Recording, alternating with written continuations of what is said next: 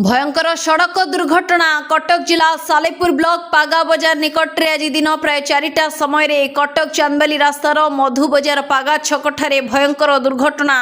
जगतपुर सालेपुर अभिमुखे द्रुतगति जाउथिबा एक Mahindra XUV car प्रथमे काजीबार निकट एक बाइक चालक को धक्का देवा परे पागा छकठारे सालेपुर अभिमुखे जाउथिबा दुईटी ऑटो पछपटरू धक्का देवा फल दुईटी ऑटो रे थिबा 3 जण एवं महिंद्रा एक्सयूवी चालक मोट 5 जनक अवस्था गुरुतर थिबारु 108 रे कटक बड़ मेडिकल पठा जाइछि।